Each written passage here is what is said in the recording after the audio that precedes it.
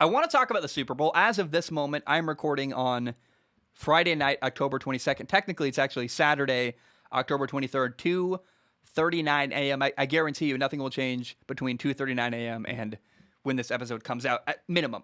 The point is that, I'm really curious to see how the list will change as the year goes on. Like, by the end of the year, are the 9 teams that I think are Super Bowl contenders going to still be Super Bowl contenders? But currently, I believe one of these 9 teams will win the Super Bowl. Buffalo with the Bills, the Baltimore Ravens, the LA Chargers, Kansas City, the Dallas Cowboys, the Green Bay Packers, the Buccaneers, number 8, the Arizona Cardinals, and number 9, the LA Rams. One of those 9 teams will win the Super Bowl, in my opinion. Now, one team that during the preseason I would have expected to be on this list is Cleveland. But Baker hasn't played great. We're in contract conversation with Baker Mayfield, and not we, but like there's the conversation like, what would you pay Baker? And it's like, well, Baker hasn't played great.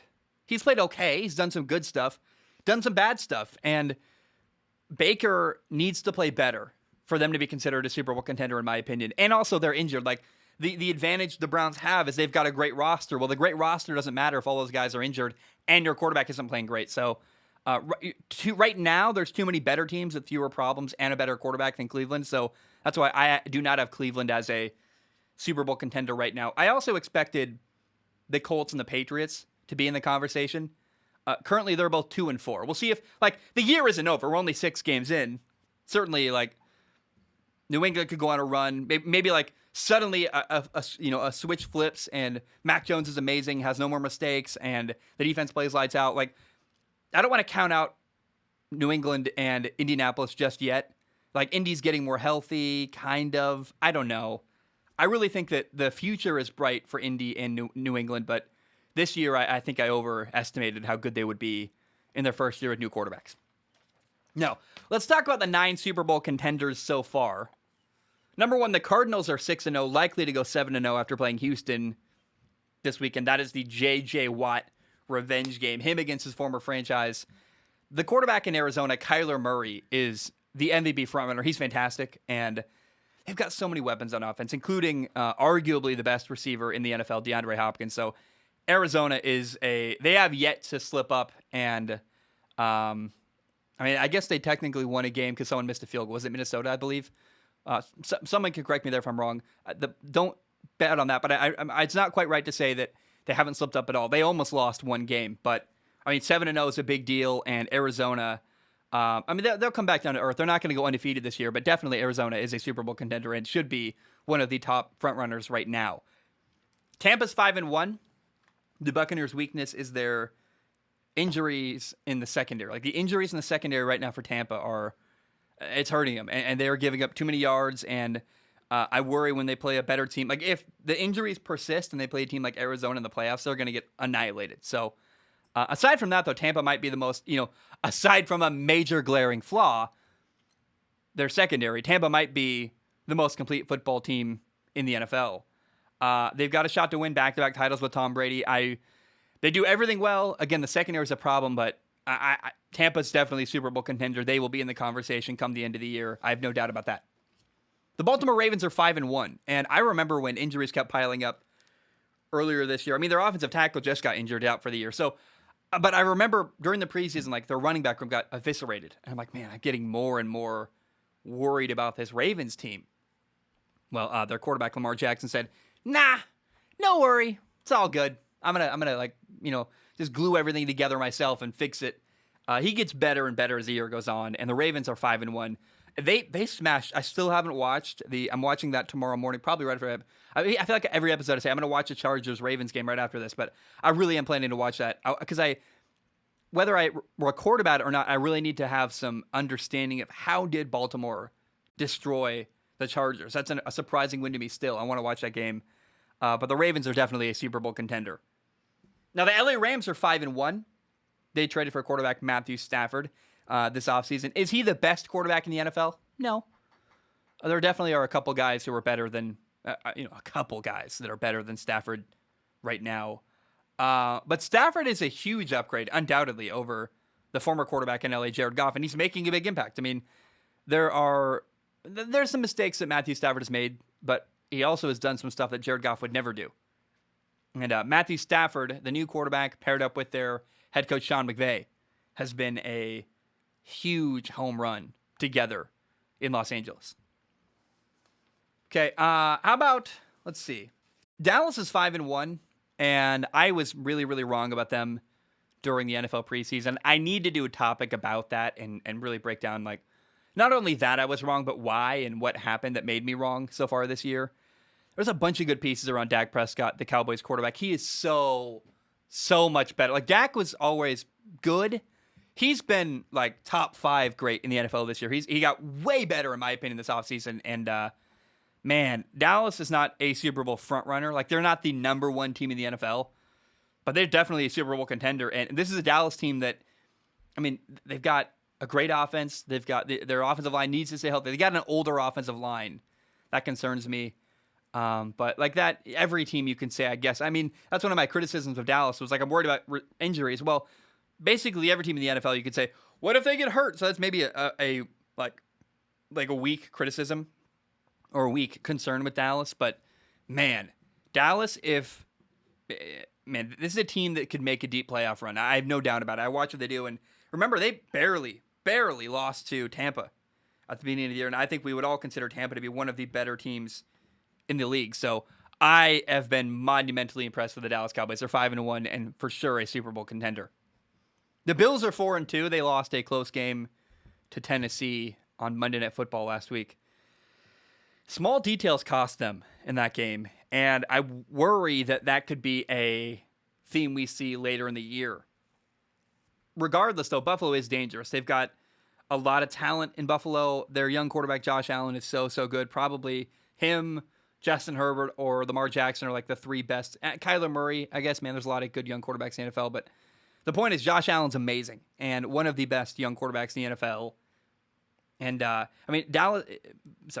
Buffalo got better. Like, this offseason, Buffalo made a deep playoff run. They lost in the AFC title game to Kansas City, and then they upgraded a lot of positions on their roster, including their defensive line.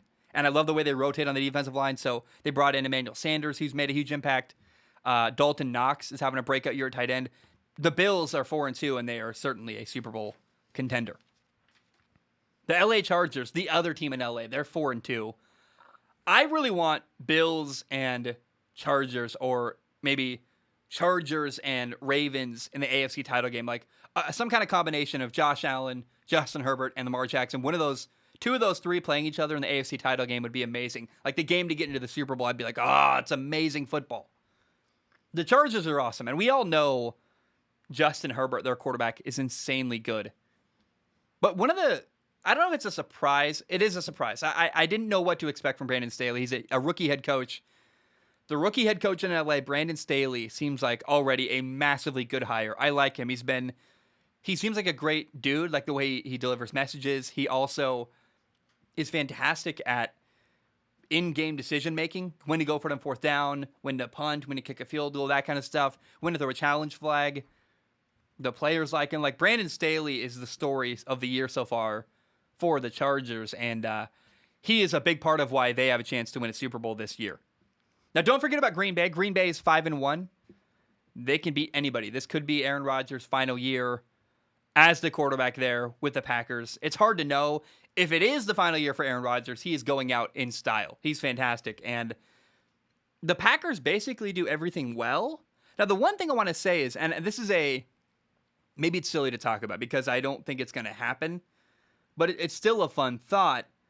Imagine if the Packers traded for Odell Beckham Jr., the Browns receiver, at the trade deadline. Like, think of where that could potentially take their offense moving forward. I'm like, man, imagine that. Imagine if the Browns, I don't think the Browns would do it either. I don't know why they would, but Odell Beckham Jr. certainly has, it's a mix of he's been underwhelming, and then a mix of like the way he's getting targeted in Cleveland is also frustrating. Like, I called him overrated the other day.